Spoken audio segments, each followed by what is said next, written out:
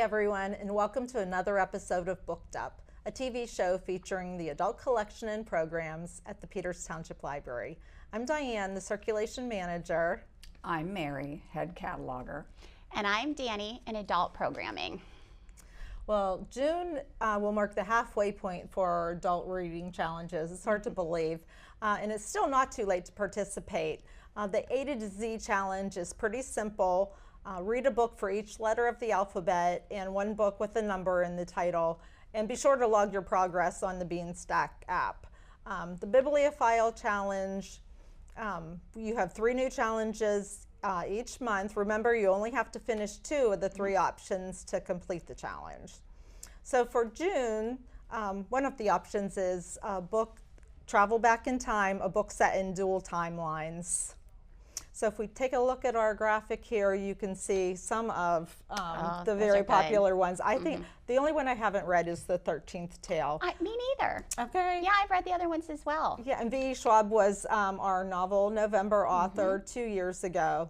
Oh, well, Taylor Jenkins Reid was also one of our novel November authors. We know how to pick them. We do know how to pick them. Go library. And for our second challenge, read a graphic novel. We have a great selection of graphic novels, and we are just going to show you a few of those. Oh my gosh. Really? Sorry, that surprised me. I obviously didn't read this script. Well, here's what I was thinking. Our next challenge is a book by featuring a notable father. Oh, okay. Starts with an R. We could get a 3-fer here. Yeah, you're triple dipping is what you're trying to do right So there. our makerspace librarian Sarah really enjoys this genre of books, and she's put together a really nice adult collection. I'm not a huge fan of the graphic novels, but we also have some of the classics. Yeah. The Hobbit, Tom Sawyer, To Kill a Mockingbird, A Brave New World, all in these are not just comic books. No. The art is wonderful, and actually, doesn't that remind you of the Family Circle? That's of course. Yeah. But the narrative storytelling will knock your socks off too. So do try one if you've never tried. We one also before. have nonfiction. This is actually a graphic novel about med school. Pre-med, residency, post-residency, So that's wonderful. Yeah, it's really neat. I like that. I have read in graphic novels the Iliad. I did in a same thing, beautiful, and Watership Down. So you're right, the classics, when you read them, Some of them are so dry. It's really cool. But it's a cool avenue, especially for people that want to kind of delve into graphic novels, but also want to adventure into some of those classics as well. We have romance too. Oh yeah, that's true. Yeah, in graphic novels. So if you haven't read one, this is your chance to pick one up and mark off a challenge for the Bibliophile challenge. Also, Father's Day is June 21st. Read a book about a memorable father or notorious father. Yeah. You can find a lot of memoirs in the library. It can also be a fiction book. It doesn't have to be nonfiction. I did not bring any with me today, but we will have a display as per usual up in the library. The month of June is also Pride Month. If you would like to read a book written by an LGBTQ plus author or a book featuring LGBTQ plus characters, we have a display up in our adult new book area with some suggestions, and there's quite a bit of variety too. There is. Yeah. July, we are going to be focusing on the first challenge, America's 250th birthday. You could read a nonfiction about U.S. history, and Mary's really going to delve into that with some of the new and not so new nonfiction books that we have in celebration of the 250th anniversary I'd rather read fiction any day. So here's a... It's a painless way to learn history, reading historical fiction. Yes, I love it too. Here's a slide with some fiction books that span from the Revolutionary War to other defining moments in American culture. We could take a look at that. Oh, yes. Oh, yeah, these are some. Yeah, some good ones. The Four Winds, I never knew so much about the Dust Bowl. I mean, you cover that kind of in horrendous time, U.S. history, but it really, the historical fiction really puts like face behind just what otherwise is just like, you know, you're dry right there history. You're right there with the dust blowing Hannah around does you. a great job in doing historical fiction where she gets the facts, but there's also such a good human element behind it that you're moved. You know, she's great at interweaving that tale. And Frozen River, which has been out for a while, still hugely popular. We just discussed it in one of the library book clubs. It's a very big book club It's book this year. It is a huge book club book this year as well. I have not read Booth yet. Good. It's good. And of course, The Tree Grows in Brooklyn is a classic. I have not read My Dear Hamilton or A Girl Called Samson. Yeah, Amy A Harmon. Girl Called Samson was one that was recommended on pretty much every list I looked at for fiction having to do with the American Revolution. Yeah. So our next challenge for... Oh, then we get to do an easy one. That's read books with the red cover. There you go. I didn't want to make my book bag too heavy, so I did not bring over a bag full of books with a red cover. I don't think we needed to do that. Stop in, get a red magazine, red nonfiction, fiction. Read whatever you want, as long as it has a red cover. That's an easy one. And let's highlight some of our barbecue books. Read a book, magazine, or other work about outdoor cooking. I just have a few with us today. They're awesome. A book on tailgating. Which one do I have? Grilling. Now's the time to be outside. Oh, I have On the Trail. So this is campfire cooking. Campfire that's food. Fun. Yeah. That's perfect. Also, we have several cooking magazines upstairs in our magazine department. Also, with your library card, you can get onto Flipster. We have tons of magazines on Flipster. You download. Do you download the Flipster app? You don't even have to do that. You've got to. Well, I have the app on my phone. Okay. And absolutely, this is a lifesaver. If you are in the doctor's office and the magazines, if there are any, are 5 years old. People magazine. You need the Flipster app on your phone. Trust me. Yeah. So we do in our magazine subscriptions. We have Food Magazine, The Pioneer Woman, Cooking Light, Cuisine at Home. Yeah. Make sure you also stop upstairs and see some of the displays put together by Anne Marie, one of our very talented library associates. She will have, in June, she'll have displays upstairs for Juneteenth. She'll have a camping and glamping display and a travel display. Father's Day display, Pride display. Yes. And in July, we can look forward to Books on America's 250th anniversary, outdoor cooking, the founding fathers, and travel log memoirs. Yeah, plenty of good stuff. Yeah. Don't be a typical Pittsburgher. Don't be afraid to come upstairs. You know, Pittsburghers are afraid to go through a tunnel or across a bridge. It's a whole different world up there. At the library, do not be afraid to come upstairs, because July 4th is coming up, and this year it will be our semi-quincentennial, celebrating 250 years since the signing of the Declaration of Independence. So semi-quincentennial, say that 3 times fast. Not that's even a once. huge word. That's a mouthful. This is a very big celebration, and it prompted me to consider the American history section in our nonfiction stacks, because I'm always thinking about the nonfiction stacks. So if you've never browsed here before, let me give you an overview. History is in the 900s in the Dewey Decimal System. Dewey! That's our new theme music. They have to ring a bell every time I say Dewey. Yes. And it's arranged by geography and time. The 970s designate the North American continent. So if you're looking for European history, you'd go to the 940s. So you definitely want to be in 970s for North America for us. And American history is starts at 973. So let's take a look at the timeline, and we should have a graphic of the timeline here, and you can see highlighted in red the one that we're going to talk about the most. But first of all, I didn't want us to forget there were people already living here when the Europeans arrived, and so I have listed the Indians of North America at the top, and then American quote-unquote history, which is European influenced history, starts after that at 973.1. And the Revolutionary period is what we're celebrating now for America 250, the commemoration of Declaration of Independence and forward from that.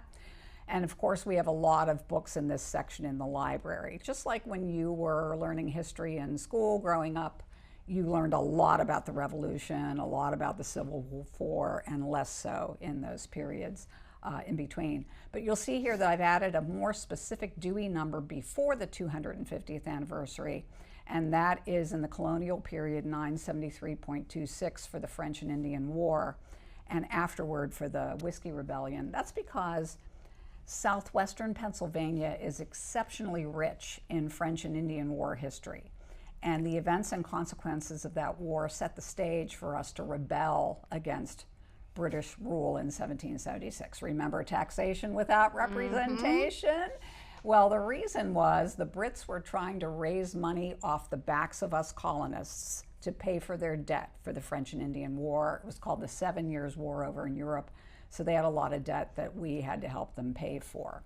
So here are some notable books in our library from this pre-revolutionary era. And once again, for indigenous peoples, Gaius Suda is big for southwestern Pennsylvania. There's a statue of him with George Washington up on Mount Washington. That's because Gaius Suda was a guide for Washington back in the 1750s. And then when the French and Indian War happened, Gaius Suda joined the French side and his fellow Native Americans and fought against Washington after helping him out prior to that. You'll notice two other books also by that same author, Brady J. Kreitzer. He's a professor of history at Robert Morris University. He's appeared in programs here at Peters Library, so that's why I wanted to highlight him. The National Road is his latest book. That's about National Pike, U.S. Route 40. And he's also written about the Whiskey Rebellion, which took place during George Washington's second term. So going back to that timeline, you'll see that at 973.4, that's where George Washington's presidency numbers are. Each president has very specific number or numbers assigned to him, and so does every other U.S. president going forward from these numbers. Of course, you can still find books about each president in the biography section, 92 Dewey, so 92 Washington, 92 Adams, and so forth. But the biographies cover each president from birth to death. That's where you'll see the baby pictures and hear about how they grew up. These 973 numbers in history cover just the presidency itself when they're grown-ups and being president, and they also cover other American historical events that occurred during that same time period. So after the Revolutionary War, the next big group of books in our nonfiction section is the Civil War. And again, that's what we spend a lot of time on in school, Revolutionary War, Civil War. And the Civil War coincides with Abraham Lincoln's presidency at 973.7. And then when we get to the number 973.93, we're in the 21st century. So I put that up special extra here, and you can see the numbers are getting very specific and a little bit longer for each president's term of office. You'll see here George W. Bush, then Obama, etc. If you wanted a book about 9/11, you would look in that 973.931 number. It isn't just for George Bush, it's about events that happened during his presidency. And you see this progression of time going forward in history. So first you made the geographical decision to be in the 970s, and then you go forward. And then lastly here, there's a list of notable writers of American history. We have these people in our collection. You can't go wrong reading history by any of the authors on this list. I've probably forgotten a couple names here and there, but you can see Ken Burns in the first column there. And I love Heather Cox Richardson. Yeah, she's good. And Jill Lepore in the second column there just won the Pulitzer for the Pulitzer Prize for History for her new book about the American Constitution. So again, the whole purpose for this is don't be intimidated by the Dewey numbers. Ding, ding, ding. Don't be intimidated. And remember, for this category, that geography and time period will unfold for you as you browse in this section. Mary, dropping the Dewey knowledge on us. It's all. It's How are you going to follow? How are you going to follow? I don't know. I couldn't even think of one witty thing to say during that. Because you can't. Because that's just some skill. She's other than singing our weird little jingle. That's all we had. Honestly, it's really interesting to go through how it's all divided up. So that's awesome, Mary. Yeah. I guess I have to follow this up. With more fun stuff. Yes, I do. Exactly. I do the fun stuff. I like that. But in case you guys did not notice, we are missing one of our members. Alas, our partner in crime, Sydney, has embarked on a new endeavor. I know things will not be the same without her and all of her shenanigans. Yeah. But she has taken a great position at the South Park Library. We will miss her, but everyone is very, very, very happy for her, and we wish her nothing but the best in her new job. Yes. I will not miss being buried in books on this show or having weird little elfy graphics of me, so that part is okay. But this show must go on. Yeah. Summer reading, Unearth a Story. So summer reading has already begun with our annual kickoff on June 6th. So much fun as always. And of course, in case you did not know this, summer reading is for all ages. And I'm sure Miss Shannon and Miss Linda have already talked about all the children's programming going on this summer on Book Buzz. I know I'm not supposed to talk about plug another competing show. This is the name, Booked Up. I'm sorry. So let's talk a little bit about all the adult programs that we have going on. So first, our Beanstack Bingo Challenge. We should have, there we go. There's our bingo card right there. So all summer long, participants can, participate in our bingo challenges by obviously completing some of the blocks on our card. There will be prizes for getting a single bingo. There will also be a prize for covering your entire card. And then you will get ticket entries as well to win one of our 10 prize baskets. So all of this can be done through Beanstack, but we will also have paper trackers available in the library, and prizes will be available after July 1st. So you can see some of them is just read a debut novel, attend different programs, attend stop a and PT. see us at the Attend a Community Day. Exactly. So this is super fun. It's not meant to stress anybody out. We want everybody to enjoy their summer. You get tickets for our prize basket for every box that you check off. So if you do that through Beanstack, it'll be automatic. We have some great prize baskets again this year, I have to say. Thanks to Dani. Well, thanks to everybody. I should actually say most of this is made, actually all of this is made possible by the Peters Township Library Foundation, who sponsors our baskets, our prizes, everything like that. So we couldn't do it without them. So we're very grateful. So when you win an awesome prize, be very thankful to them for that. And also we have a lot of adult programs going on this summer. So there's a list of some of the programs. We have a Tech Talk. That's a series that we have going on. The June 8th Tech Talk is featuring protecting your data, which is very important right now, and a lot of people have a lot of questions about that. June 10th, we have fall gardening. Then we do have a Center Church cemetery stroll. Say that one 3 times fast with your semi-quintencennial. I didn't say that right. Our Center Church cemetery stroll with our archivist, Nancy. There's actually going to be 2 sessions of that, one at 6 and another one at 7. You do have to, in fact, you have to register for all of these programs, but for the cemetery stroll, please make sure you only register for one of them. Then on June 16th, we're super excited about this. We're going to explore Mammoth Cave in Tennessee.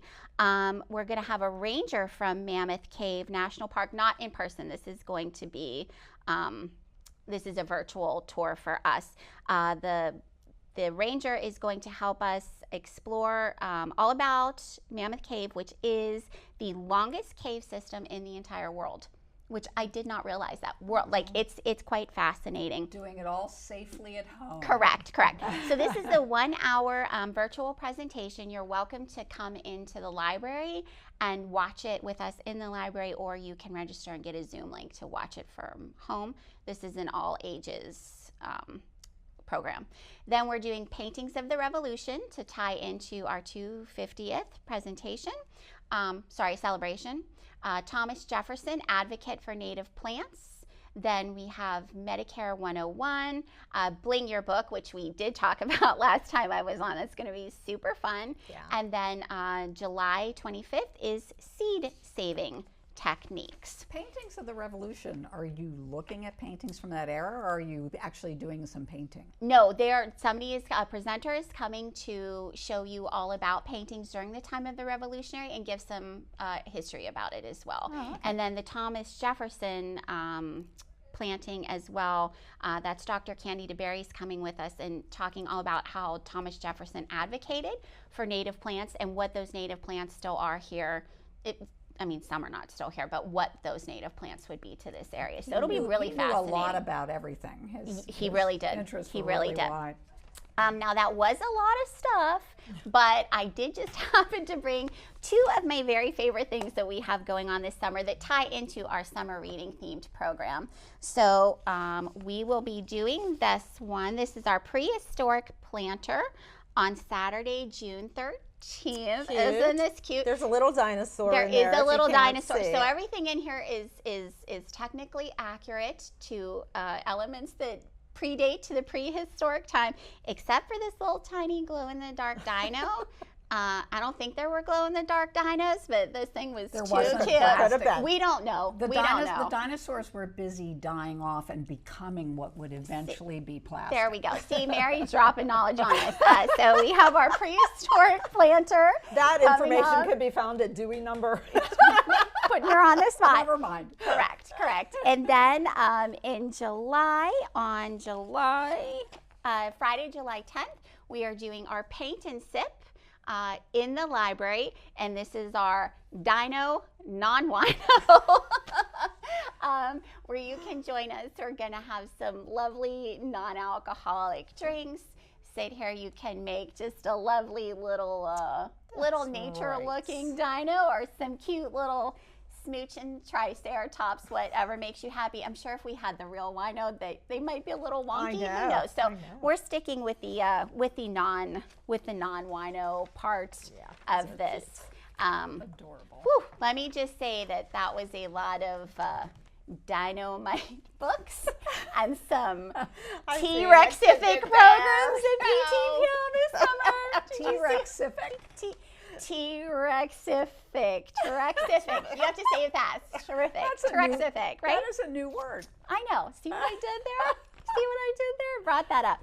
We should probably try to come to the end of this before I say any more horrific dinosaur puns. Yes, that's terrible. Yeah. Don't forget our the summer reading kickoff is coming up on Saturday, June 6th. Correct. I think when this airs, it might already be over, but it is a great way to start. And like I said before, it's all ages. It's not just for kids, it's for everybody. You saw the bingo card, and all of it is meant to be fun. We'll have events with the Carnegie Museum. They're doing like a dino dig presentation. There's going to be various stuff throughout the entire summer. It's going to be a really good time. So yes, make sure you join us. Log on to Beanstalk, come upstairs, check out some awesome Dewey numbers, learn about the history of the 250th, unearth a story, whether it's nonfiction or whether you're grilling something new you haven't done, reading a graphic novel if you've never tried one. This is a perfect opportunity to explore. That's right. Unearth something new.